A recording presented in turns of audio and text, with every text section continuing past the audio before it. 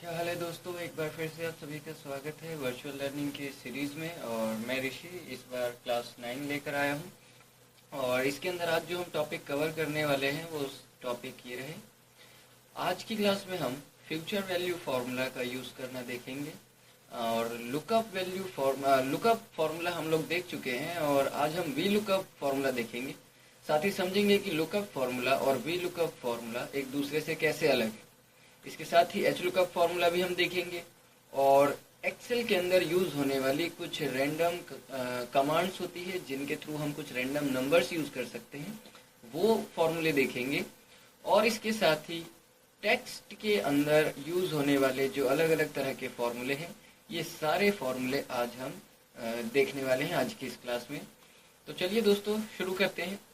सबसे पहले जो टॉपिक है वो है रैंड और रैंड बिटवीन फार्मूलों का यूज़ करना।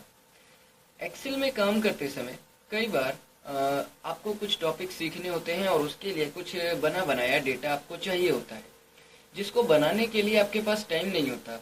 तो ऐसे में आप चाहे तो इन फार्मूलों का यूज़ करके, रैंड और रैंड बिटवीन फार्मूला का यूज़ करके आप रैंडम नंबर ऑटोमेटिकली उठा सकते हैं। इसको करने के लिए आप किसी भी तरीके की रेंज को सिलेक्ट करिए जहां पर आप डेटा चाहते हैं और अब इसके बाद सिंपली आपको फार्मूला टाइप करना है। सबसे पहले हम देखेंगे रैंड फार्मूला। ये इसके बारे में हमें बताता है return a random number greater than और equal to 0 and less than 1, यानी कि 0 या उससे बड़ा होता है या फिर 1 से छोटा भी हो सकता है, यानी कि डेसिमल पॉइंट्स भी हो सकते हैं। Evenly distributed, change on changes on recalculation. और आमतौर पर जब हम रिकैलकुलेट करते हैं तो इनमें पड़ी हुई वैल्यू अपने आप चेंज हो जाती है। इसको करने के लिए यहाँ रैंड टाइप करके ब्रैकेट ओपन करेंगे और ब्रैकेट के अंदर डालने का कोई सिंटेक्स नहीं है, आप यहीं पर इसको बंद कर देंगे। और क्योंकि अब मैंने यहाँ पर सिर्फ इसी सेल में नहीं बल्कि यहाँ से लेकर यहाँ तक पूरे सेल में अप्लाई करना है ये फॉर्मूला, तो आप कंट्रोल एंटर प्रेस करेंगे। तो यहाँ देखिए, अब आप देख रहे हैं इन 12 सेल में अपने आप ही कुछ नंबर्स आ गए हैं जो कि डेसिमल्स में हैं और ये सारे नंबर 1 से छोटे हैं। जब भी हमें कोई रैंडम नंबर डेसिमल में चाहिए तो हम ये फॉर्मूला इस तरीके से लगाएंगे। मान लीजिए आप चाहते हैं कि कोई ऐसा नंबर आए जिसमें 1 डिजिट हो, तो इसी फॉर्मूले को आप कुछ इस तरह से लगाएंगे। रैंड टाइप करने के बाद आपको स्टार और 1 टाइप करना पड़ेगा। कंट्रोल के साथ एंटर प्रेस करेंगे तो यहाँ पर आपको ये लेस देन 1 बताया मैंने, और ये बिल्कुल उसी तरीके से काम करेगा। यानी कि अगर आप इसको लगाएं तो भी, ना लगाए तो भी डेसिमल नंबर आते हैं। पर अगर मैं यहाँ पर चाहता हूँ कि पॉइंट से पहले 1 डिजिट आए तो मुझे यहाँ पर बताना पड़ेगा कि आप कहाँ तक के नंबर चाहते हैं। लास्ट मैंने इसको रेंज दिया कि 10 तक के नंबर उठाने हैं। कंट्रोल एंटर करेंगे तो अब ये मुझे इंटीजर में जो नंबर देगा वो यूनिट प्लेस होंगे, 1 ही डिजिट होगा। हालांकि 0 भी हो सकता है पर फ्रैक्शनल कुछ भी होगा, लेकिन पॉइंट से पहले यानी इंटीजर जो है वो आपका यूनिट प्लेस पे ही होगा।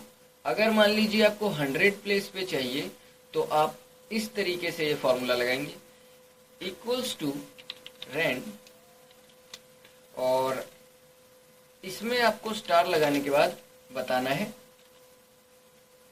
कि आपको 100 तक का कोई सा भी नंबर चाहिए। ये आपने लगा दिया और इसके बाद अब आप इसको कंट्रोल एंटर से अप्लाई कर देंगे तो 100 तक का कोई सा भी नंबर अपने आप ही उठाकर ये आपको दे देगा। इसी तरीके से अगर आपको 1000 तक का चाहिए तो आप ये फॉर्मूला बिल्कुल वैसे ही लगाएंगे। आप लास्ट की रेंज का कोई सा भी नंबर बता सकते हैं। 1000 तक चाहिए तो आप इस तरीके से भी लगा सकते हैं। अब देखिए यहाँ पर 46 भी है, 22 भी है और 922 भी है। इसी तरीके से 62 भी है और 569 भी है। असल में यहाँ पर मैंने इसको यही बताया कि मुझे जो है 1000 तक का कोई सा भी नंबर चाहिए और ये सारे के सारे रैंडम नंबर हैं। इसका मतलब ये कि जब भी आप कोई कैलकुलेशन करेंगे तो पूरी शीट कैलकुलेट होगी, ये सारे फॉर्मूले हट जाएंगे और फिर दोबारा से लगेंगे। मतलब ये कि मान लीजिए मैं यहाँ पर कोई सिंपल सा फॉर्मूला लगाता हूँ, मुझे ऊपर वाले सेल से कोई मतलब नहीं है, लेकिन फिर भी जब मैं यहाँ एंटर करूँगा तो देखिए इनकी वैल्यू चेंज हो गई। या ये आप इसको F9 करके भी रिफ्रेश करेंगे तो देखिए शीट को रिफ्रेश करने पे ये सारे फॉर्मूले बार बार हट के दोबारा लग रहे हैं।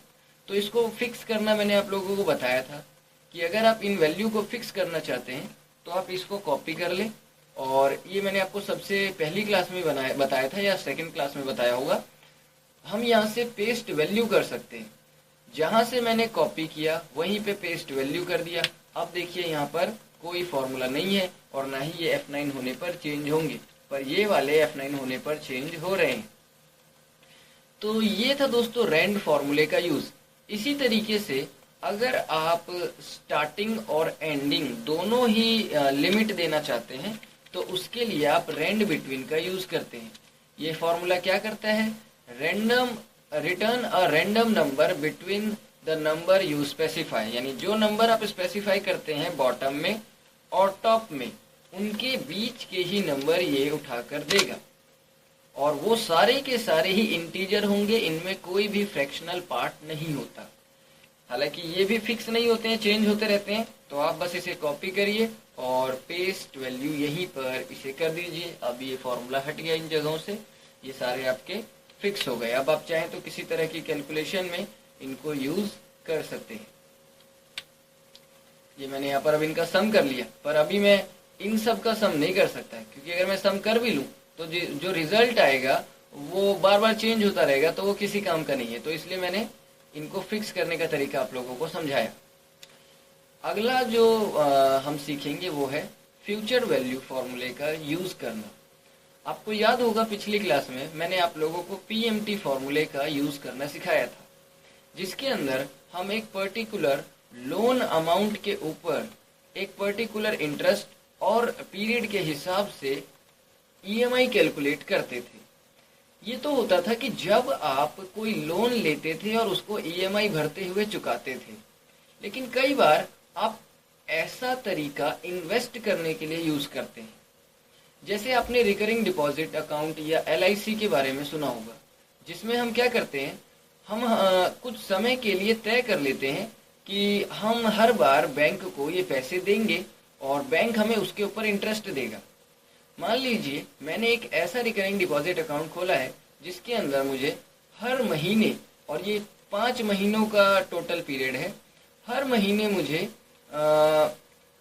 1000 रुपये जमा कराने, यानी हर महीने में 1000 रुपये इन्वेस्ट करूंगा, और जितना भी पैसा एक पर्टिकुलर पीरियड में बैंक के पास में जमा करा चुका होऊंगा उसके ऊपर कंपाउंड इंटरेस्ट कैलकुलेट करते हुए 6% का इंटरेस्ट लगेगा, और ये काम 5 सालों के लिए चलना है।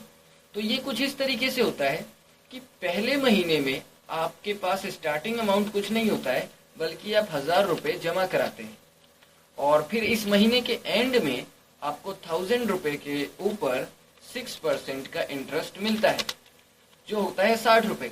तो पहले महीने के एंड में आपके हाथ में जो पैसे बचते हैं वो होते हैं इतने, यानी आपकी इन्वेस्टमेंट असल में इतनी हो जाती है।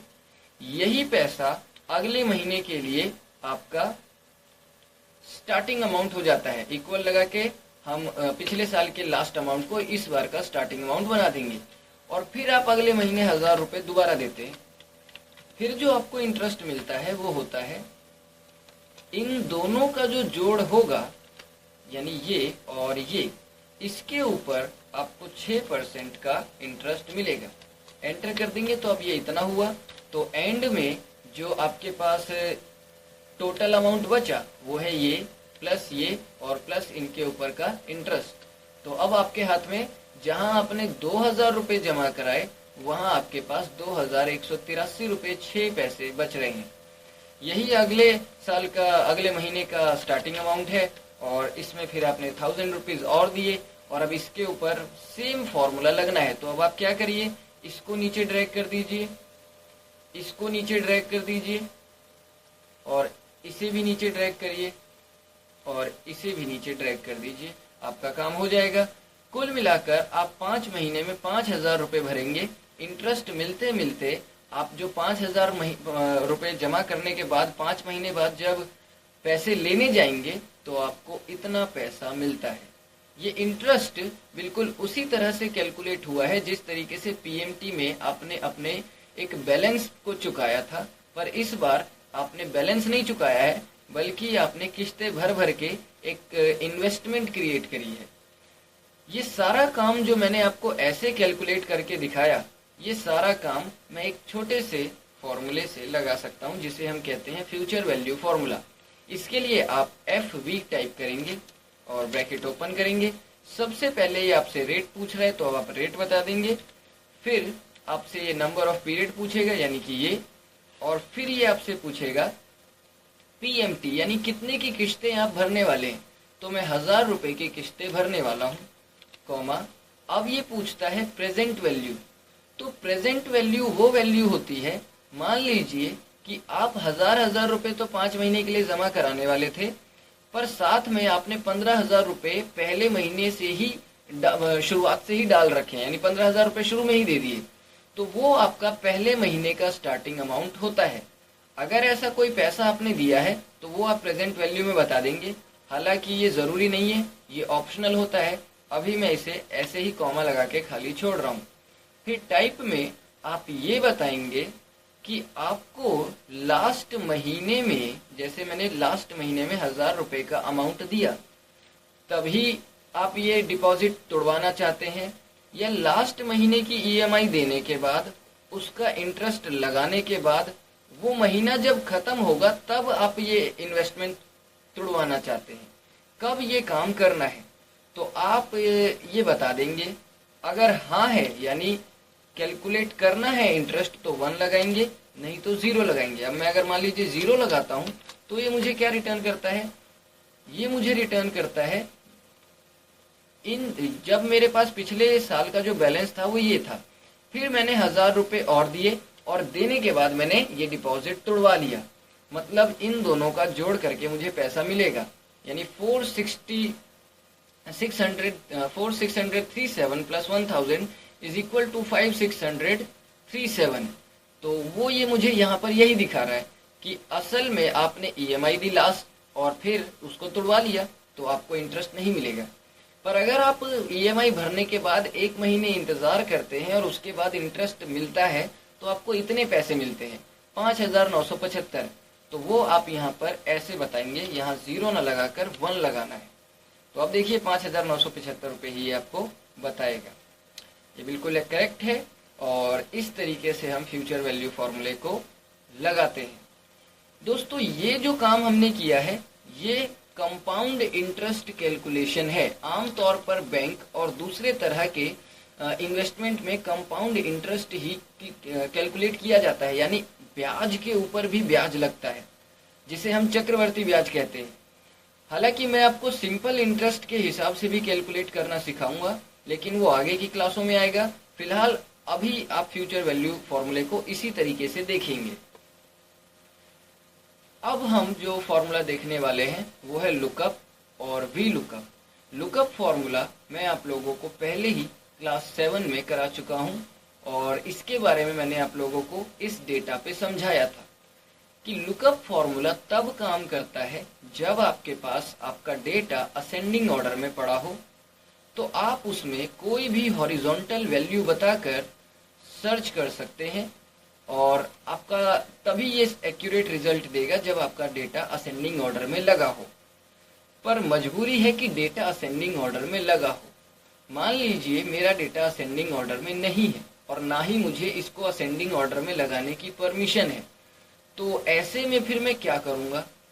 ऐसे में हम फिर वी लुकअप फॉर्मूले का यूज़ करते हैं। अब जैसे कि मान लीजिए मेरा डेटा असेंडिंग ऑर्डर में नहीं है, तो अब जावेद जो है फर्नीचर में काम करता है और ये मुझे यहाँ जावेद का गारमेंट दिखा रहा है जो कि लुकअप फॉर्मूला की वजह से आ रहा है।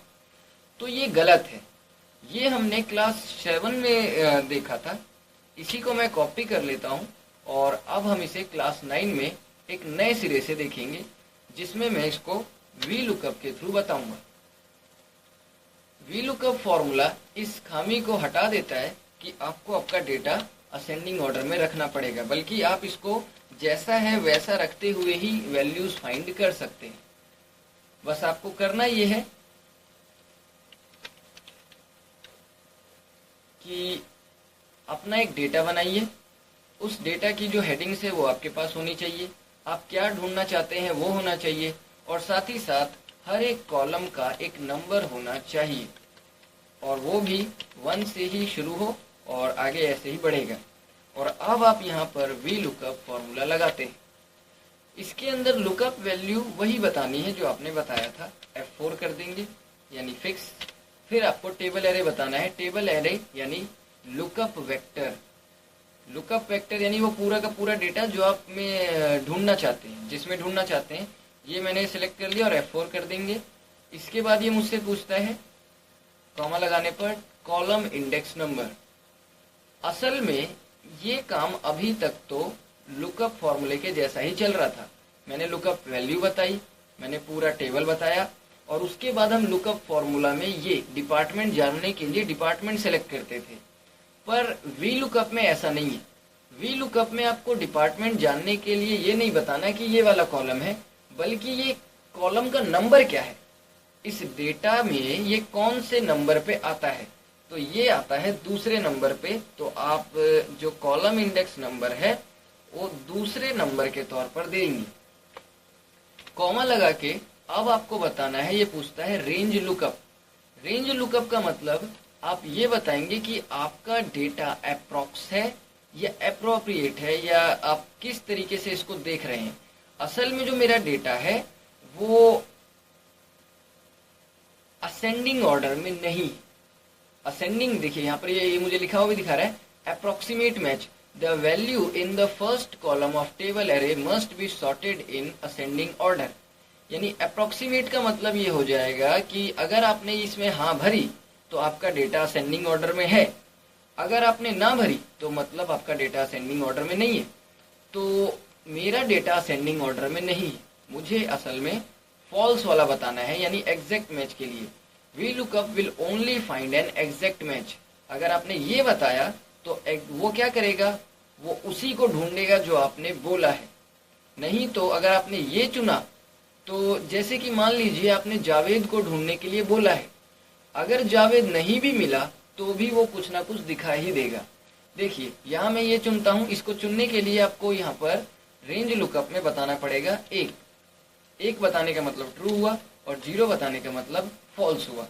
यानी कि ये वाला 1 से आएगा और ये वाला 0 से आएगा। मैं अभी 1 बताता हूँ, यानी मैंने हाँ भर दी कि हाँ मेरा डेटा असेंडिंग ऑर्डर में है, तो ये मुझे यहाँ पर जावेद का गारमेंट दिखाता है। मैं यही फॉर्मूला आगे पास कर देता हूँ, तो बिल्कुल सही दिखा रहा है, कोई गड़बड़ नहीं है। जावेद का हाँ जी गड़बड़ है। अब यहाँ देखिए जावेद का असल में फर्नीचर है और 15,000 है और 15 ये दिनों की ये उठा रहा है, पर ये मुझे दिखा किसका रहा है, तो मुझे ये दिखा रहा है गारमेंट का 18,900 के हिसाब से, यानी कि ये वाला।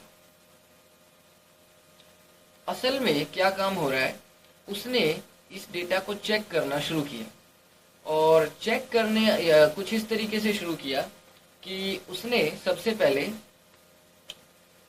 जो डेटा देखा वो था भूषण का, भूषण के बाद उसने चेक किया विशाल का, और विशाल के बाद उसने उस्मान का चेक किया, अमित का चेक किया। यहाँ पर आके उसने ये चीज देखी कि भाई जावेद जो है वो जे से शुरू होता है और अमित जो है वो ए से शुरू होता है। जब मैंने उसे ये बोला है कि मेरा डेटा असेंडिंग ऑर्डर में ही है, असेंडिंग ऑर्डर में है, तो इसका मतलब उसने ये समझा कि इससे ऊपर जो है मुझे वही नाम मिलेंगे जो असेंडिंग ऑर्डर में होने के कारण ए और एम से पीछे आए। यानी कि मुझे ए एल मिल सकता है, ए के मिल सकता है। उसने पीछे देखा ही नहीं, वो सीधे यहाँ से वापस आ गया और उसने कुछ गलत डेटा उठा लिया, या लास्ट टाइम जो डेटा मिला था वो उसने उठा लिया। इसकी वजह से ये गड़बड़ हो रही है। ये बिल्कुल लुकअप की तरह काम करेगा। अगर अब आप इस डेटा पे काम करना चाहते हो तो आप इसे असेंडिंग ऑर्डर में कर लो, पर वी लुकअप जिसके लिए बना है वो इसके लिए कि अगर आपका डेटा असेंडिंग ऑर्डर में नहीं है तो आप इसे 0 बता सकते हैं। और फिर अब आप इसे ड्रैग कर दीजिए तो वो क्या करेगा, फॉर्मूला एक एक आदमी के नाम को चेक करेगा जब तक कि वो नहीं मिल जाता, और जैसे ही वो मिलेगा तो मुझे उसका रिजल्ट ये निकाल कर दे देगा। बस यही फर्क है वी लुकअप और लुकअप फॉर्मूला में। लुकअप फॉर्मूला कई बार एरर दे देता है, कई बार काम नहीं करता, या उसको असेंडिंग ऑर्डर डेटा चाहिए, पर वी लुकअप में ऐसा कुछ नहीं है। हालांकि वी लुकअप के हम और भी इस्तेमाल आगे देखेंगे, फिलहाल ये एक छोटा सा एग्जाम्पल था। वी लुकअप का मतलब होता है वर्टिकल लुकअप, यानी कि वो डेटा में वर्टिकली ढूंढता है, मतलब कि कॉलम वाइज ढूंढता है कि वो डेटा जो आप ढूंढने के लिए कह रहे हैं वो है भी या नहीं। पर अब हम जो देखने वाले हैं वो है H lookup formula. H lookup formula जैसे अभी हमने वी लुकअप फॉर्मूला देखा उसी तरीके से होता है, बट इसमें होता है एच लुकअप यानी हॉरिजॉन्टल लुकअप। अब आपका डेटा ऐसे में सर्च किया जाएगा, ना कि ऐसे में। एच लुकअप फॉर्मूला हम तब यूज करते हैं जैसे कि मान लीजिए मैं चाहता हूं कि मेरे पास सारे लोगों के नाम है, ये मेरे पास सभी लोगों के नाम पड़े हुए हैं ऑलरेडी।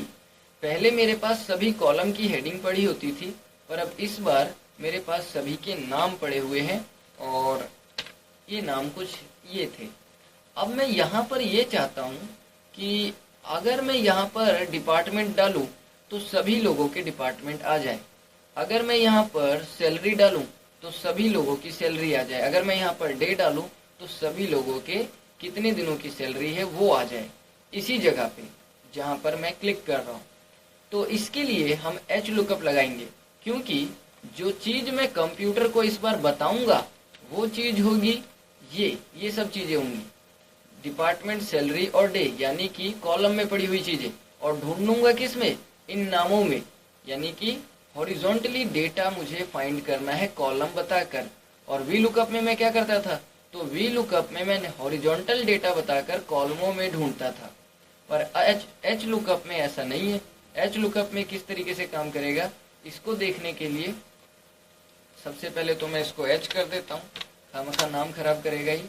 और अब इसके बाद हम इस तरफ यहाँ पर एक लिस्ट ले लेते हैं इन तीनों के लिए। डेटा वैलिडेशन के थ्रू ये लिस्ट मैंने ले लिया। सोर्स में हम ये तीनों डालेंगे, डिपार्टमेंट, सैलरी और डेज। ओके कर देंगे तो ये इधर आ गया। अब मैं चाहता हूँ कि यहाँ पर अगर मैं सैलरी बोलूँ तो सबकी सैलरी आ जाए, अगर मैं डिपार्टमेंट बोलूँ तो डिपार्टमेंट आ जाए, और डेज बोलूँ तो डे आ जाए। ये हम करें इससे पहले आपको जिस तरीके से वी लुकअप में आपने हर कॉलम को एक नंबर दिया था, उसी तरीके से आप हर रॉ को एक नंबर दे देंगे। और ये रॉ सारी इस नंबर में मैंने लगा दी। और अब आप यहाँ पर चाहें तो एच लुकअप का यूज कर सकते हैं। एच लुकअप को लगाने के लिए आपको सबसे पहले लुकअप वैल्यू बतानी है, तो आप अख्तर को सिलेक्ट कर लेंगे। ये गलत हो जाएगा, क्योंकि मैंने आपको क्या बोला, मैंने आपको बोला कि मैं कॉलम में पड़ी हुई वैल्यू को बताकर उनको रॉ में ढूंढूंगा। रॉ तो मुझे ऑलरेडी मालूम है, मुझे ये बताना है कि कॉलम कौन सा है। तो कॉलम है डेज वाला, मुझे डेज देखने हैं, F4 कर देंगे। उसके बाद टेबल एरे आप लोग जानते हैं, आपका जो पूरा डेटा है वो आप सेलेक्ट कर लेंगे, F4 करेंगे। और उसके बाद ये क्या पूछता है, तो ये पूछता है, ये पूछ रहा है raw index number. Raw index number मतलब कि आप अगर अख्तर का ढूंढना चाहते हैं तो आपको बताना पड़ेगा कि ये इस डेटा में कौन सी रॉ में है। तो अख्तर जो है वो दूसरी रॉ में है। हम यहाँ पर सेकंड सेलेक्ट कर लेंगे, कॉमा लगा के अब आपको वही बताना है कि आपका डेटा असेंडिंग ऑर्डर में है या नहीं। तो मेरा डेटा असेंडिंग ऑर्डर में नहीं है, इसलिए मैं 0 लगाऊंगा और ब्रैकेट बंद करेंगे। इससे पहले आपको ये ध्यान देना है कि आपने लुकअप वैल्यू फिक्स करी, टेबल एरे फिक्स किया, पर आपने ये रॉ इंडेक्स नंबर फिक्स नहीं किया, क्योंकि जब मैं इसको नीचे की तरफ ड्रैग करूंगा तो मैं चाहता हूं कि रॉ इंडेक्स नंबर अपनी अपनी जगह से खिसक जाए। अब ये मुझे क्या रिटर्न कर रहा है, तो भाई किस आदमी ने कितने कितने दिन काम किया वो सारा ये मुझे दिखा देगा इसी जगह पर। बस मैंने यहाँ पर डे चुन रखा है। अगर मैं यहाँ पर डिपार्टमेंट चुनूँ तो ये सबके डिपार्टमेंट दिखा देगा, सैलरी चुनूँ तो सैलरी दिखा देगा, और डे चुनूँ तो ये मुझे सबके डे दिखा देगा कि किसने कितने दिन काम किया है। तो और इसमें भी यही है कि डेटा असेंडिंग हो या डिसेंडिंग हो, आप दोनों तरह के ही डेटा पर एच लुकअप यूज कर सकते हैं। अभी जो हमने देखे वो थे future value, lookup and V lookup, H lookup, rand and rand between. आज की क्लास में ही हम ये सारे जो टेक्स्ट के अंदर के फॉर्मूलाज होते हैं उसे हम कवर करेंगे। इसको फ्यूचर वैल्यू फार्मूला के लिए यहाँ पर एक एग्जांपल और मैंने बना रखा है, जिसमें मैंने 60 महीनों का हिसाब किताब कैलकुलेट कर रखा है। मान लीजिए आपने 5 साल के लिए इन्वेस्टमेंट करी है हजार रुपए की, तो फ्यूचर वैल्यू के हिसाब से हम बड़ा जब काम करते हैं तो उसमें आसानी होती है। मैंने यहाँ पर रेट बता दिया है, नंबर ऑफ पीरियड बता दिए हैं। जो रेट है ये रेट साल भर का है, साल भर का 6%। मैं इसे डिवाइड कर दूंगा 12 से, तो मुझे एक महीने का रेट मिल जाएगा। और ये ईयर है, पर मैं हर महीने ईएमआई दे रहा हूँ हजार रुपए की, तो ईयर को मैं मल्टीप्लाई कर देता हूँ 12 से। और जो पीएमटी है वो 1000 रुपए की है। प्रेजेंट वैल्यू कुछ है ही नहीं, और टाइप में यहाँ पर 1 ले लेता हूँ। ब्रैकेट बंद करेंगे, 1 यानी कि मैं लास्ट मंथ का भी इंटरेस्ट कैलकुलेट करना चाहता हूँ। एंटर करूंगा तो ये मुझे बताता है 70,000 रुपये। हजार रुपए के हिसाब से मैं 60 महीने 1000 रुपये जमा कर रहा हूँ। 60 महीने 1000 जमा करते करते 60,000 जमा हुए और 70,118 रुपये मुझे मिलेंगे। देखिए यहाँ पर मैं इसको कैलकुलेट करके बताता हूँ। 1000 रुपये का प्रिंसिपल अमाउंट मैंने शुरू में दिया, इंटरेस्ट जो मेरा बना वो इसके ऊपर 6 डिवाइड बाय 12% का बनेगा। इसको हम इस तरीके से डालेंगे, ये एक अलग हिसाब किताब हो गया, और एंटर कर देंगे तो 5 का हिसाब आया। क्योंकि 6 को अगर मैं डिवाइड कर दूं 12 से तो आता है 0.5 यानी कि 1000 का 1% का भी आधा। 1000 का 1% होता है 10, और 10 का आधा हुआ 5। इंटरेस्ट अमाउंट क्या हुआ? इंटरेस्ट अमाउंट 5 ही हुआ। इस कॉलम की मुझे ज़रूरत नहीं है, अभी हम फिलहाल इसे, या फिर इस फॉर्मूले को मैं उठाकर इधर कर देता हूँ और इधर मैं बता देता हूँ।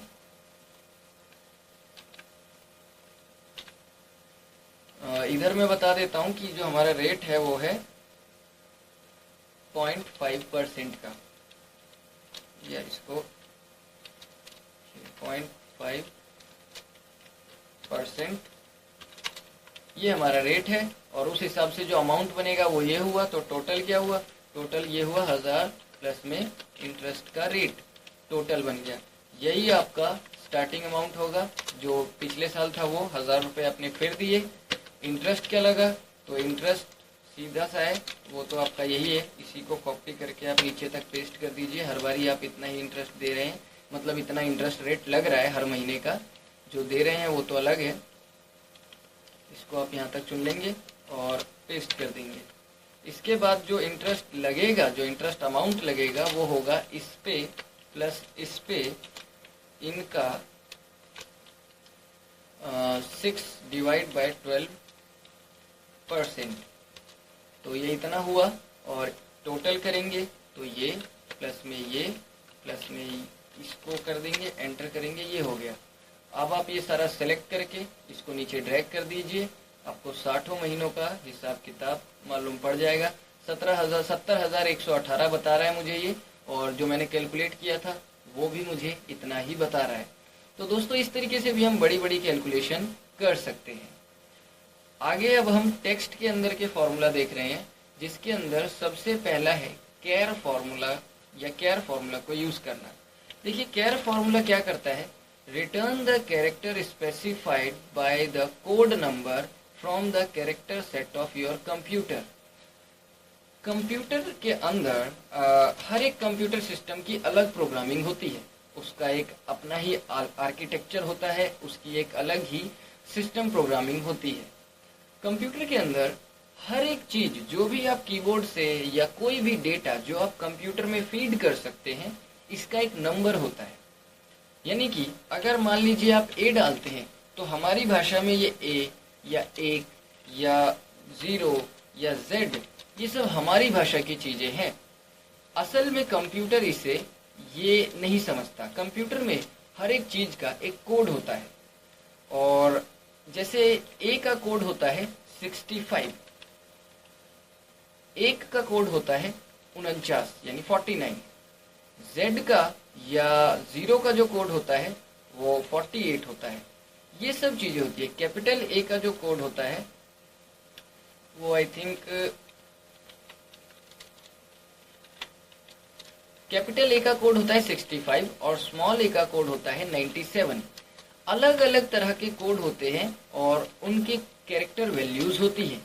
अगर आपको ये मालूम करना है कि किस कैरेक्टर कोड की क्या वैल्यू है, तो वो आप कैर वाले फॉर्मूले से कर सकते हैं। Is equal to char type करने के बाद आपको वो नंबर बताना है जिसके बारे में आप जानना चाहते हैं। ब्रैकेट बंद कर देंगे, एंटर करेंगे, तो यहाँ पर ये मुझे बता देगा कि 65 का मतलब होता है ए, 49 का मतलब होता है 1, 48 का मतलब होता है 0, 97 का मतलब होता है ए। इसी तरीके से कंप्यूटर के अंदर 0 से लेकर 255 तक अलग अलग कैरेक्टर कोड होते हैं। किसको कंप्यूटर की भाषा में क्या समझा जाता है या किस नंबर का क्या मतलब है, ये सब आप निकाल सकते हैं। आप बस इसको 255 तक फिल कर लीजिए और उसके बाद आप सीधे ये फॉर्मूला इन सब पर अप्लाई कर देंगे। 0 की तो कोई कैरेक्टर वैल्यू होती नहीं है, आप 0 में एरर पाएंगे क्योंकि इसकी कोई कैरेक्टर वैल्यू नहीं होती। इसके बाद आप ये सारा सेलेक्ट कर लेंगे,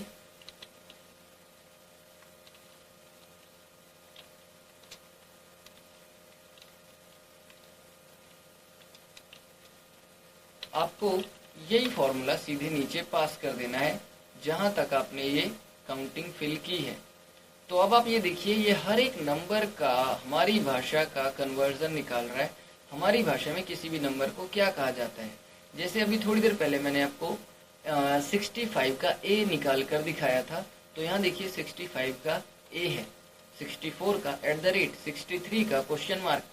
हमारी भाषा की इन सब चीज़ों को कंप्यूटर को के अंदर इन नंबर्स के थ्रू याद किया जाता है, इनको इस तरीके से लिखा जाता है। हर एक चीज़ का अपना ही एक अलग मतलब होता है। जैसे कि अगर आप कीबोर्ड पे ऑल्ट के साथ 7 प्रेस करेंगे तो आपको ये मिलेगा, ऑल्ट के साथ 8 प्रेस करेंगे तो ये मिलेगा, अगर ऑल्ट के साथ आप 65 प्रेस करेंगे तो ए मिलेगा। हर एक नंबर आप चाहें तो डायरेक्ट भी यूज़ कर सकते हैं।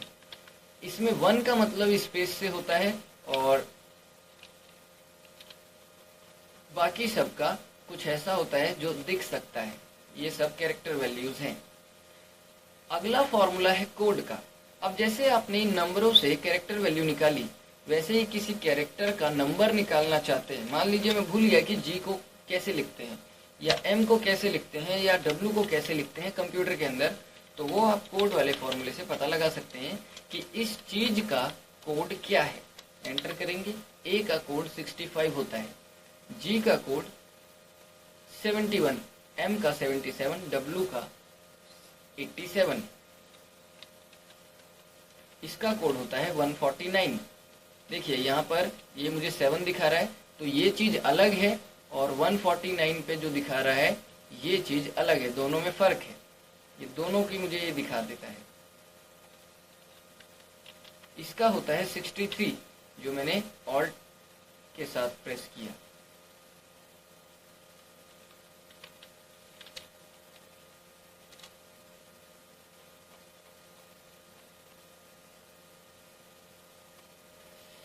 तो क्लियर है दोस्तों, ये आपका कैर और कोड का फॉर्मूला होता है। इन्हीं दोनों से रिलेटेड एक तीसरा फॉर्मूला होता है क्लीन का। कई बार इंटरनेट से कुछ चीज़ें कॉपी करने पर या आप ही टाइप करते समय इन सब कैरेक्टर्स का यूज़ करते हैं, पर ये सारी चीज़ें कुछ प्रिंटर के थ्रू प्रिंट किया जाना पॉसिबल नहीं होता है। तो इस तरह की शीट जिसमें कुछ ऐसा है जो प्रिंट नहीं किया जा सकता और फिर भी आप प्रिंटर को वो कमांड दे रहे हैं, तो प्रिंटर एरर दे देता है और प्रिंट करने से मना कर देता है। तो आप मालूम लगाना चाहते हैं या क्लीन करना चाहते हैं किसी टेक्स्ट को जिसमें आपको डाउट है कि शायद इसमें कोई ऐसा कैरेक्टर है जो प्रिंट नहीं हो सकता। जैसे कि मान लीजिए मैं लिखता हूँ = कैर और कैर के अंदर मैंने बोला 7, तो ये मुझे ये निकाल कर देता है।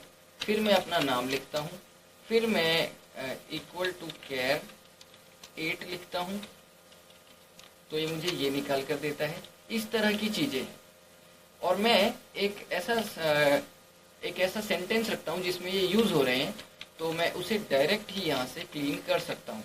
ये देखिए निकालता है, remove all non printable character from text, यानी एक टेक्स्ट के अंदर अगर कोई नॉन प्रिंटेबल कैरेक्टर है तो ये उसको निकाल देगा। जैसे मैंने यहाँ पर बताया केयर 7, तो ये मुझे क्या रिटर्न करेगा, ये मुझे रिटर्न करेगा ये। फिर मैंने लगाया एंड का साइन और बताया मैंने अपना नाम, यानी अभी फॉर्मूला ख़त्म नहीं हुआ है, अभी मैं यूज़ कर रहा हूँ। और फिर मैंने एक और एंड का साइन लगाया, फिर मैंने दोबारा केयर लगाया और अब मैंने कहा 8। तो ये पूरा क्या बनाता है, ये पूरा जो चीज़ बनाएगा वो निकलेगा, पहले ये आएगा, फिर ऋषि आएगा, फिर ये आएगा। ये बुलेट के स्टाइल है, कुछ एंटर करूँगा तो देखिए असल में मुझे ऋषि ही दिखा रहा है, पर असल में क्या आना चाहिए था, तो असल में आना चाहिए था केयर 7 एंड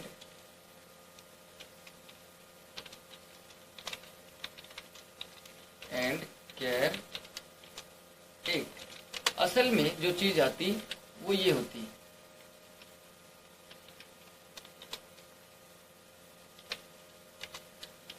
जो ये चीज है उसमें ये 2 पॉइंट, स्टार्टिंग पॉइंट और लास्ट पॉइंट प्रिंट होने वाले नहीं है, तो उसको क्योंकि मैंने क्लीन फार्मूले में डाला है तो ये उससे निकाल लेता है। हालांकि ये अपने लेवल पे बहुत ही कम यूज होने वाला फार्मूला है, तो इसलिए हम इतना ज़्यादा इसे यूज़ नहीं करते, बट इसका काम इस तरीके से होता है।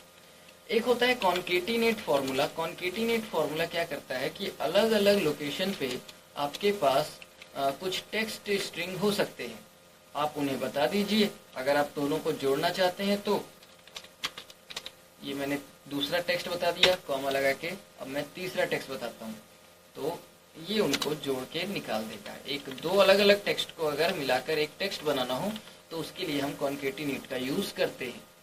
अगला जो फॉर्मूला है वो है डॉलर का फॉर्मूला। मेरे कंप्यूटर में यूरो का ये वाला साइन ये यूज़ हो रखा है, ये दूसरी कंट्री का साइन है। इस तरह का साइन आपको सिंबल्स के अंदर मिल सकता है, या जैसे ये वाला साइन जो आप देख रहे हैं ये यूरो का साइन है, और मैंने अपने कंप्यूटर में अभी ये वाला साइन रख रखा है। तो अभी इसमें यही आएगा। मान लीजिए आप कोई नंबर लिखते हैं 100 और आप इसको करेंसी फॉर्मेट में चेंज करना चाहते हैं, तो ये करेंसी फॉर्मेट में चेंज हो जाता है, अकाउंटिंग फॉर्मेट में चेंज हो जाता है। तो ये यूरो का साइन लगकर इस तरीके से आता है। पर मैं चाहता हूँ कि ये एक नंबर ना हो, ये असल में एक नंबर है। मैं चाहता हूँ कि ये एक नंबर ना हो, रहे ये एक टेक्स्ट, यानी कि इस तरीके से किसी सेल में जब हम कोई टेक्स्ट डालते हैं तो वो लेफ्ट साइड में आता है, और कोई नंबर डालते हैं तो वो राइट साइड में आता है।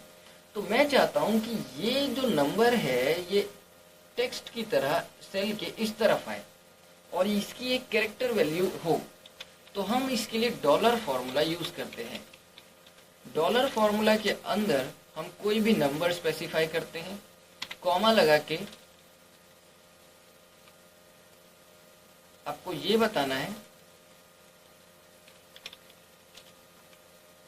ये मैंने नंबर दिया कॉमा, आपको ये बताना है कि पॉइंट के बाद आप कितने डेसिमल देखना चाहते हैं। मैंने 0 किया, मैं चाहूँ तो 1 या 2 भी कर सकता हूँ, या इससे ज़्यादा भी कर सकता हूँ। और एंटर करेंगे तो अब देखिए यहाँ पर मुझे डेसिमल में 0.0 दिखा रहा है, और यहाँ पर यूरो का साइन भी लग गया, और ये राइट साइड में आ रहा है। साथ ही साथ ये है क्या, तो ये अभी इसकी कैटेगरी भी चेंज नहीं हुई, ये जर्नल कैटेगरी का ही है। तो इस तरीके से अगर आपको करेंसी का फॉर्मेट करना हो तो उसके लिए आप डॉलर का यूज़ करते हैं। इसके बाद एक फॉर्मूला होता है एग्जैक्ट का। मान लीजिए यहाँ 2 जगहों पे, अलग अलग जगहों पे मेरा नाम लिखा हुआ है, और मैं पता लगाना चाहता हूँ कि क्या इन दोनों नामों में या इन दोनों टेक्स्ट स्ट्रिंग में कोई फ़र्क है। तो इसके लिए एग्जैक्ट फॉर्मूला होता है, check whether 2 strings are exactly same and case is case sensitive and return is case sensitive. ये इसके बारे में मुझे बता रहा है। ट्रू और फॉल्स के ऊपर ये वर्क करता है, यानी कि अगर दोनों एक जैसे होंगे तो ट्रू दिखाएगा, नहीं तो फॉल्स दिखाएगा। ब्रैकेट ओपन करेंगे, आप पहला टेक्स्ट बताइए, कॉमा लगाकर दूसरा टेक्स्ट बताइए, ब्रैकेट बंद करिए, एंटर करिए। ये मुझे फॉल्स बता रहा है, मतलब ये कि ये दोनों एक जैसे नहीं हैं। अब अगर ये दोनों एक जैसे नहीं है तो इनमें कुछ फ़र्क तो होगा। वैसे देखने में आपको शायद कोई फ़र्क ना दिखे, लेकिन एक फ़र्क आपको दिखेगा कि इस वाले आर में और इधर जो लाइन है या ये जो लेफ्ट एज है इस रॉ का और इस वाले आर में और इस वाले लेफ्ट एज में थोड़ा सा फर्क है। ये फर्क है स्पेस का। असल में यहाँ स्पेस लगाया गया है आर से पहले, तो इस वजह से ये दोनों सेम नहीं हुई और ये मुझे यहाँ पर फॉल्स रिटर्न कर रहा है। अगर मैं ये स्पेस निकाल दूं तो ये मुझे ट्रू रिटर्न करेगा। पता लगा लेता है कि क्या दोनों जगह पे एग्जैक्ट वैल्यू है या नहीं। आगे देखते हैं फाइंड का फॉर्मूला। जैसे कि नाम से ही पता चल रहा है, किसी भी पर्टिकुलर चीज को ढूंढने के लिए हम इसका यूज करते हैं। फाइंड का फॉर्मूला, जैसे कि यहाँ पर मेरे पास एक स्ट्रिंग है, OMG, ये मेरा इंडिया, मेरा फेवरेट शो हिस्ट्री टीवी 18 पे जो आता है, ये मैंने एक टेक्स्ट स्ट्रिंग डाल रखा है और अब इसके अंदर मुझे पता लगाना है कि ऑन कहाँ लिखा हुआ है। तो हम फाइंड फॉर्मूला यूज करते हैं। आपको ढूंढना क्या है वो आप बता देंगे, तो मुझे ऑन ढूंढना है। कहाँ ढूंढना है तो आप ये भी बता देंगे, और पहला ऑन ढूंढना है या दूसरा ऑन ढूंढना है, दूसरा ऑन ढूंढना है या तीसरा ऑन ढूंढना है, ये आपको बताना होता है। तो मुझे पहला ऑन ही ढूंढना है। ब्रैकेट बंद कर देंगे और एंटर कर देंगे, तो ये मुझे बताता है कि आपका जो ऑन है उसमें जो ओ की स्टार्टिंग हो रही है वो 20वें कैरेक्टर से हो रही है। 3, 4, 5, 6, 7, 8, 9, 10, 11, 12, 13, 14, 15, 16, 17, 18, 19 और ये ओ 20वां कैरेक्टर है, तो ये मुझे ढूंढकर बताता है 20। पर अगर मान लीजिए ये ऑन इस तरह से ना होकर इस तरह से डालूं मैं, तो क्या ये दिखाएगा? ये नहीं दिखाएगा। असल में जो फाइंड का फॉर्मूला है वो केस सेंसिटिव होता है। जो ढूंढने के लिए कहा वो मिलना चाहिए। जैसे केस में डाला है बिल्कुल वैसे ही केस में अगर फर्क आया तो फिर ये वैल्यू एरर दे देगा, यानी उसको मिला ही नहीं जो आप कह रहे हो ढूंढने के लिए। बिल्कुल इसी तरीके से सर्च का फॉर्मूला होता है। इसमें भी हम एक वैल्यू बताते हैं ढूंढने के लिए, और अगर वो वैल्यू मिल गई तो ठीक है, नहीं मिली तो वैल्यू एरर दे देगा। मान लीजिए इस बार आप, अच्छा इसमें ये खास बात है कि ये केस सेंसिटिव नहीं होता है। आपने इसे स्मॉल में बोला ढूंढने के लिए और ढूंढना इसी में है, स्टार्टिंग नंबर भी एक है, फॉर्मूला बिल्कुल सेम, पर ये इस बार भी 20 दिखाएगा। ये केस सेंसिटिव नहीं होता, ये नॉन केस सेंसिटिव होता है। अगला फॉर्मूला है फिक्स फॉर्मूला। जिस तरीके से हमने डॉलर फॉर्मूला देखा, डॉलर फॉर्मूला के अंदर हम किसी भी तरीके का कोई भी नंबर टेक्स्ट में रखते हुए ही राइट साइड में देख सकते हैं, बट उसमें करेंसी फॉर्मेट हो जाता है। इसमें भी ऐसा ही है। फिक्स फॉर्मूला भी कुछ इसी तरीके से यूज होता है। इसमें हम कॉमा फॉर्मेट दे सकते हैं या और किसी दूसरे तरीके का फॉर्मेट दे सकते हैं, और फिर उसको हम टेक्स्ट की तरह लेफ्ट साइड से लिख सकते हैं। जैसे मैं चाहता हूं कि इस नंबर को लेफ्ट साइड में करना है, हालांकि ये राइट साइड में आ रहा है। पॉइंट के बाद 2 डिजिट दिखाने हैं, तो वो मैंने बता दिया, डेसिमल्स 2 रखने हैं, और कॉमा अगर यूज करना है तो 0 लगाएंगे। इसमें 0 हाँ के लिए, 1 ना के लिए होता है। इसमें थोड़ा उल्टा कॉन्सेप्ट है, और ब्रैकेट बंद कर देंगे, एंटर करेंगे। अगर मैंने 1 लगाया तो मेरा नंबर बिल्कुल सिंपल हो जाएगा, डेसिमल 0 आएंगे 2, और कोई कॉमा नहीं लगेगा। अगर कॉमा रखने हैं तो 0 लगाना है, एंटर कर देंगे, तो देखिए नंबर में कॉमा भी लगा हुआ आएगा। बस ये नंबर आपका लेफ्ट साइड में आएगा और अभी भी ये जर्नल कैटेगरी में ही है। इसके बाद एक फॉर्मूला होता है लेफ्ट का। मान लीजिए आप किसी भी बड़े से टेक्स्ट स्ट्रिंग में से कोई लेफ्ट साइड की कुछ वैल्यू उठाना चाहते हैं। मान लीजिए जो टेक्स्ट स्ट्रिंग है वो ये है, और लेफ्ट साइड से आप कुछ वैल्यूज उठाना चाहते हैं, कॉमा लगा देंगे, और मैं चाहता हूं कि लेफ्ट से 4 कैरेक्टर उठाए, तो ये ब्रैकेट बंद कर देंगे, लेफ्ट साइड से ये 4 कैरेक्टर उठाकर निकाल कर दे देगा। इसी तरीके से लेन का फॉर्मूला है, बट लेन के फॉर्मूले में क्या है, ये आपके टेक्स्ट स्ट्रिंग की लेंथ गिनता है। आपको वो टेक्स्ट बताना है और ब्रैकेट बंद कर देंगे, एंटर कर देंगे, तो ये आपको बताएगा कि उसमें कुल मिलाकर कितने कैरेक्टर आपने यूज किए हैं। ये सारे फॉर्मूले अपने ही लेवल पे कुछ खास इस्तेमाल होते हैं, इन सबका अपना ही यूज है। मान लीजिए लोअर फॉर्मूला जो है वो कुछ इस तरीके से काम करता है कि आपने यहाँ पर कोई टेक्स्ट कैपिटल में लिखा है और अब आप इसे लोअर में करना चाहते हैं, यानी कि स्मॉल केस में करना चाहते हैं। तो लोअर फॉर्मूला लगा के वो टेक्स्ट बता देंगे, एंटर करेंगे, वो स्मॉल में हो जाएगा। एक फॉर्मूला होता है मिड का। जिस तरीके से आपने लेफ्ट साइड से 4 वैल्यू उठाई, पर अब मैं चाहता हूँ कि बीच में से कुछ वैल्यू उठाई जाए, तो इसके लिए मिड का फॉर्मूला लगाया जाता है। मिड का फॉर्मूला लगाने के लिए आपको सबसे पहले तो टेक्स्ट बताना है। टेक्स्ट मैंने बताया ये, और इसके बाद आप बताएंगे कि उसमें से कौन से कैरेक्टर से आपको उठाना है। तो मुझे जो उठाना है वो है कि भाई मैं 13वें नंबर या जो 13 नंबर का कैरेक्टर है वहां से उठाना चाहता हूँ। और अब आप बताओगे कि आगे के कितने कैरेक्टर उठाने हैं। तो इंक्लूडिंग विच जो स्टार्टिंग पॉइंट है वहां से मैं 5 कैरेक्टर और उठाने वाला हूँ। और ब्रैकेट बंद कर देंगे, एंटर कर देंगे, तो ये मुझे निकाल कर दे देगा। इसमें क्या क्या निकाला इसने, तो एक स्पेस निकाला, आई निकाला, एन निकाला, डी निकाला और आई निकाला। मैं इसको 14 कर देता हूँ और अब एंटर करेंगे तो ये मुझे इंडिया निकाल कर देता है। ये मिड का फॉर्मूला हुआ। एक फॉर्मूला होता है प्रॉपर का। जैसे अभी आपने लोअर का फॉर्मूला देखा, ये किसी भी कैरेक्टर को, किसी भी कैरेक्टर स्ट्रिंग को जो अपर या किसी दूसरे तरीके से है उसको लोअर कर देता है। प्रॉपर क्या करता है, उल्टा सीधा अगर कुछ लिखा हुआ है, कुछ कैपिटल है, कुछ स्मॉल है, कुछ ऐसा है, और अब आप उसको सिंपली देखना चाहते हैं, तो उसके लिए आप प्रॉपर में वो टेक्स्ट बता दे, ब्रैकेट बंद कर दे, एंटर कर दे, तो वो मुझे प्रॉपर करके दिखा देगा। प्रॉपर में क्या होता है, तो पहला लेटर बड़ा होता है, बाकी सारे लेटर छोटे होते हैं आमतौर पर।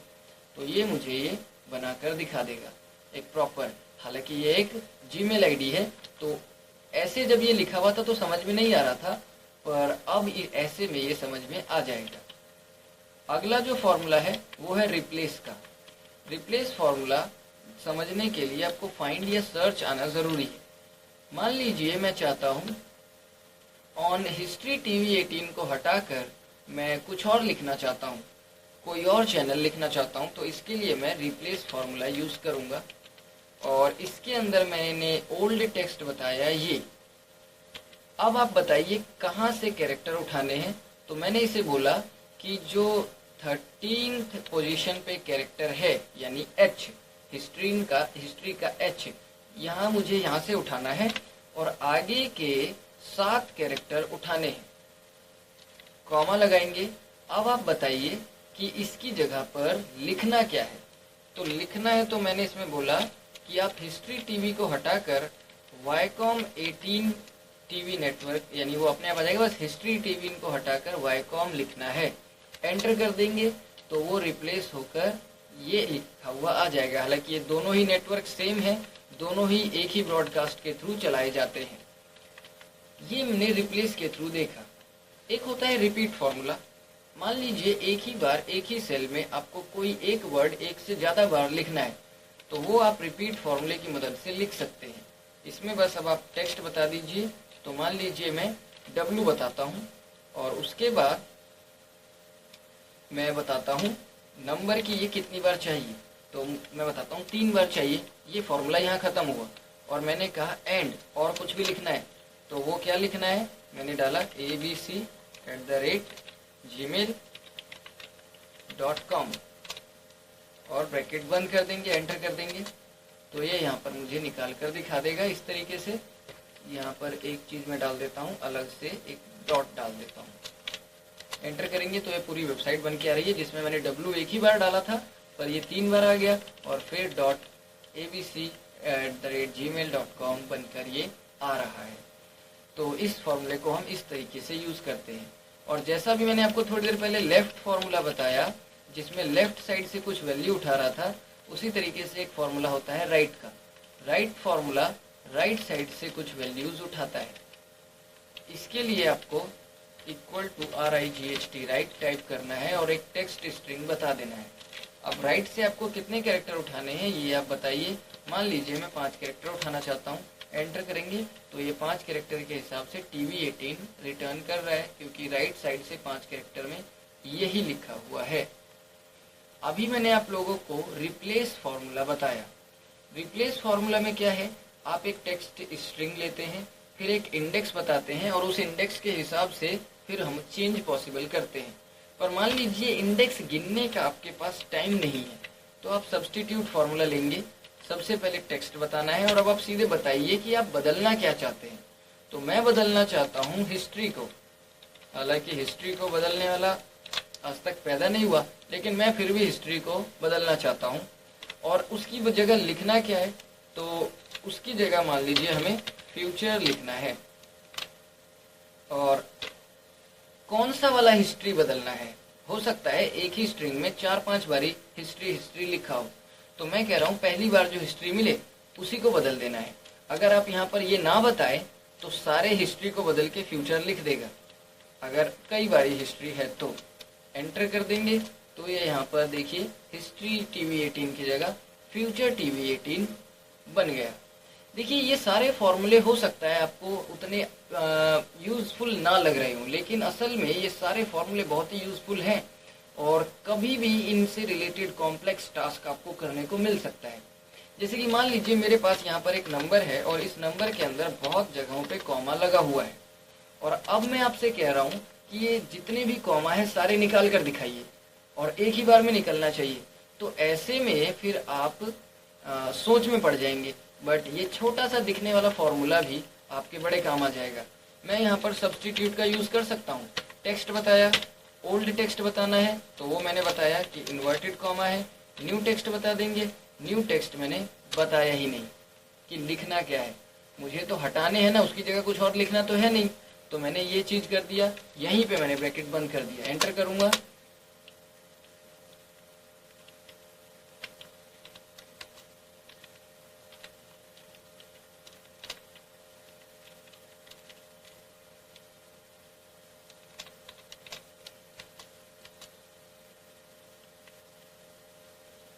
एक सेकेंड, यहाँ पर कॉमा देखिए, जब मैंने कॉमा लगाकर न्यू टेक्स्ट बताने के टाइम छोड़ दिया उसे, तो फिर ये यहाँ पर सीधे मुझे करके दिखा देता है जो रकम है वो। इस तरह के अलग अलग कामों में या आप जब थोड़ा इसको लेकर सोचना शुरू करते हैं तो आपको चीजें समझ में आने लगती हैं। हर फॉर्मूला एक अपनी खास अहमियत रखता है। इसके बाद फॉर्मूला है टेक्स्ट। टेक्स्ट का फॉर्मूला आमतौर पर तब यूज करते हैं जब कोई भी ऐसी चीज जो इस कैटेगरी में यहाँ पर से अलग है और आप उसे टेक्स्ट बनाना चाहते हैं, तो टेक्स्ट का फॉर्मूला यूज किया जा सकता है। जैसे वही है, अभी मैंने आपको थोड़ी देर पहले डॉलर का यूज करके दिखाया था। हालांकि डॉलर फॉर्मूला में डॉलर का साइन आया नहीं, क्योंकि मैंने अपने सिस्टम में यूरो सेट कर रखा है। हो सकता है आपके सिस्टम में आप चलाए तो डॉलर का साइन आए, पर मैंने तो अपने सिस्टम में यूरो सेट कर रखा है। पर ये काम मैं टेक्स्ट के फॉर्मूला से भी कर सकता हूँ, और टेक्स्ट के फॉर्मूला से और भी दूसरे काम किए जा सकते हैं। जैसे मान लीजिए यहाँ पर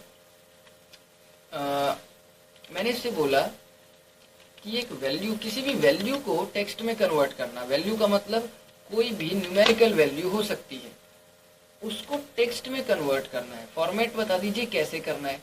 तो मैंने कहा कि भाई ऐसा है, 0.4 लिखा हुआ है, ये नंबर है, और आपको इसे एक परसेंटेज वैल्यू में कन्वर्ट करना है, और ब्रैकेट बंद कर देंगे, एंटर करिए। मैंने इसको एक चीज़ और बतानी पड़ेगी पहले फॉर्मेट में कि लिखना कैसे है। तो लिखना तो इसको कुछ इस तरीके से लिख देना। तो ये मुझे ऐसे करके दिखा रहा है। ये पॉइंट हटा देता हूँ मैं, और अब देखिए तो ये मुझे ऐसे करके दिखाएगा कि ये जो है वो तो है ही, साथ में एक ये ऐड करके फॉर्मेट दे देना है। मैं इसे 0 कर देता हूँ तो ये 0 में करके दिखाएगा। या और जो दूसरी ट्रिक है वो भी आप इसमें यूज कर सकते हैं।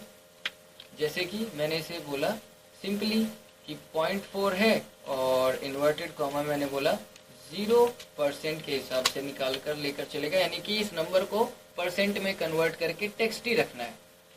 मैं यहाँ पर जैसे कि 0.4 करता हूँ और मुझे अब इसे परसेंट करना है, तो यहाँ पे आके मैं यहाँ से आके इसे परसेंट कर देता था, तो ये हो तो जाता था, पर अब ये यहाँ से अपनी असली पहचान खो चुका है। असली पहचान खो चुका है मतलब अब ये यहाँ पे परसेंट हो गया। मैं ऐसा नहीं चाहता, मैं बल्कि कुछ ऐसा चाहता हूँ कि अगर यहाँ पर 0.4 लिखा हुआ है, ये जर्नल कैटेगरी का हो और इसकी जर्नल कैटेगरी ही रखना है और इसे परसेंट में बना देना है। तो मैं लगाता हूँ ये फॉर्मूला टेक्स्ट का, बस मुझे यहाँ पर नंबर स्पेसिफाई कर देना है, फिर मुझे फॉर्मेट बताना है। तो फॉर्मेट मैंने इसको बोला 0 कुछ नहीं करना है और सीधे परसेंट लेकर चलेंगे। ये फॉर्मूला गलत टाइप हो गया है।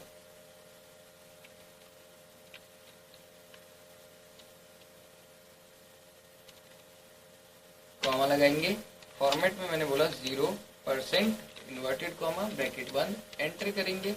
तो ये उस हिसाब से निकाल कर लेकर तो चल रहा है पर गड़बड़ कर रहा है फिलहाल। अब देखिए जब मैंने इसको ठीक से डाला तो इसने मुझे 40% करके दे दिया।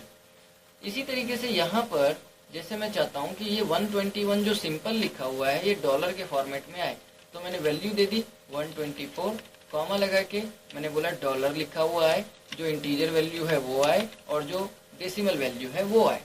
एंटर करेंगे तो देखिए यहाँ पर डेसिमल फॉर्मेट में आ रहा है, डॉलर भी लगा हुआ है और जो आपका नंबर है वो भी वैसे का वैसा ही है।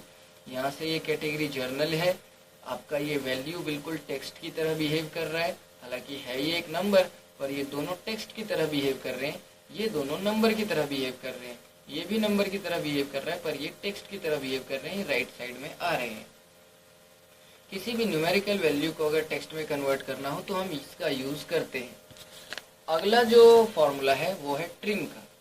कई बार हमारे पास कुछ ऐसे स्ट्रिंग्स होते हैं, कुछ ऐसे हमारे पास डेटा होता है जिसमें मतलब खामखा का स्पेस यूज हो रखा हो, तो ऐसे डेटा में से खामखा का स्पेस निकालना हो तो हम ट्रिम का यूज करते हैं। यहाँ मेरे पास देखिए डेटा है, इसमें अलग अलग जगहों पे ज़्यादा स्पेस लगा है, मैंने इसमें ट्रिम के अंदर ये रेफरेंस दे दिया। यहाँ से इसने सारा टेक्स्ट उठाया और उसमें से खामखा जो बेफालतू के स्पेस यूज हो रखे हैं उन्हें इसने निकाल दिया। अभी मैं आप लोगों को लोअर फॉर्मूला और मिड फॉर्मूला या प्रॉपर फॉर्मूला मैं आप लोगों को बता चुका हूँ। इसी तरीके से एक फॉर्मूला होता है अपर फॉर्मूला, जिसमें कोई भी अगर टेक्स्ट स्मॉल में लिखा है और उसको अपर करना है तो वो हम कर सकते हैं, इक्वल टू अपर टाइप करना है बस आपने और टेक्स्ट दे देना है, ब्रैकेट बंद करेंगे, एंटर करेंगे तो वो अपर केस में हो जाता है, यानी कि सारे कैरेक्टर्स बड़े हो जाएंगे। इसके बाद एक लास्ट फॉर्मूला है वैल्यू वाला। वैल्यू वाला फॉर्मूला आमतौर पर तब यूज किया जाता है जब कोई भी ऐसा फॉर्मेट हो जिसकी आपको न्यूमेरिकल वैल्यू मालूम करनी हो। जैसे ये जो 1/1/2016 यानी जनवरी 1/2016 है, इसकी भी कंप्यूटर के अंदर एक न्यूमेरिक वैल्यू होती है। न्यूमेरिक वैल्यू मतलब इसका एक नंबर होता है, वो नंबर अगर मुझे मालूम करना है तो मैं इस वैल्यू वाले फॉर्मूले में ये बताते हुए मालूम कर सकता हूँ। ये 42370 कुछ इस हिसाब से आ रहा है क्योंकि कंप्यूटर जो लास्ट डेट जानता है वो है 1/1/1900। उसके मुताबिक ये कंप्यूटर में सबसे पहली डेट होती है और आज की जो अगर मैं डेट डालूं या कोई भी इस साल की डेट डालूं तो उसके हिसाब से इतने दिन हो चुके हैं 1 जनवरी 1900 से लेकर आज तक। और भी दूसरी तरह की चीज़ों में से वैल्यू निकालकर हम वैल्यू का मालूम कर सकते हैं। जैसे कि डेटा परसेंट में पड़ा हुआ है, इसकी असली वैल्यू क्या है, या ये ऐसे ऐसे पड़ा हो तो इसकी असली वैल्यू मालूम करने के लिए हम ये इस तरीके से लगाते हैं। अब जो परसेंट में 4 लाख था वो असल में 4000 होता है नंबर के हिसाब से। टाइम की क्या वैल्यू है ये भी मुझे बता देता है। भाई 10 बज रहे हैं सुबह के, तो ये मुझे दिखाता है 0.41, यानी कि ये परसेंट में हुआ। ये 0.41 का मतलब ये है कि दिन का 41% हिस्सा निकल चुका है, इसकी वैल्यू ये हुई। इसकी वैल्यू ये मुझे इस हिसाब से बता रहा है कि 1 जनवरी सन 1900 से लेकर आज तक इतने दिन हो चुके हैं। इस फॉर्मूले का भी एक बहुत बड़ा इस्तेमाल है। इस फॉर्मूले की अपनी ही एक अलग वैल्यू है, अपना ही एक अलग इस्तेमाल हो सकता है। जैसे कि मान लीजिए मैं 2 तारीखों के बीच का फर्क मालूम करना चाहता हूँ। मैं अपनी डेट ऑफ बर्थ डालता हूँ 9/15/1996, यानी कि मेरी ये डेट ऑफ बर्थ है। और मैं आज की डेट डालता हूँ तो आज की डेट मैंने डाली 12/20 12 नहीं 11/26/2016, ये 2 डेट है और इन दोनों की ही वैल्यू मैंने निकाली है। पहले तो इसकी और फिर इसी फॉर्मूला को कॉपी किया, नीचे पेस्ट किया, इसकी भी। अब मैं पता लगाना चाहता हूँ इन दोनों दिनों में फ़र्क कितना है, तो आप इसमें से घटा देंगे, ये छोटी वाली वैल्यू घटा देंगे, तो कुल मिलाकर मैं जितने दिन जिया हूँ वो है 7377 दिन। अब देखिए ये भी एक कमाल का यूज़ हो गया। अभी मैंने आपके सामने ये करके दिखाया। हर एक फार्मूला का अपना ही यूज़ है। आज की क्लास में हमने बहुत सारे फार्मूले देख लिए और लगभग हमने टेक्स्ट का सारा ही कंप्लीट कर लिया। फिर भी एक आधा इसके अंदर अभी रह रहा है जो खैर उतना यूज़ नहीं होता है और कभी आपके काम में नहीं आएगा, लेकिन ये सारे इम्पोर्टेंट्स थे जो मैंने आप लोगों को करा दिए हैं। और अब आप चाहें तो इसके साथ आप प्रैक्टिस कर सकते हैं और इन फार्मूलों को ट्राई करके देखिए एक बार, और पीछे की वीडियोस के साथ भी इनकी हेल्प लेकर और फिर आप इनको ट्राई करके देखिए। तो अब दोस्तों अगले वीडियो में हम मिलते हैं और तब तक के लिए इस वीडियो को देखने के लिए थैंक्स। आप लोग चाहें तो इस फाइल को प्रैक्टिस के लिए अगर आप लेना चाहते हैं तो आप मुझे एक रिक्वेस्ट मेल सेंड कर सकते हैं और फिर ये फाइल आपको मैं दे दूंगा, तो और उस पर फिर आप आराम से प्रैक्टिस कर सकते हैं। तो चलिए दोस्तों अब हम सीधे अगले वीडियो में मिलेंगे। तब तक के लिए थैंक्स, मिलते हैं अगले वीडियो में।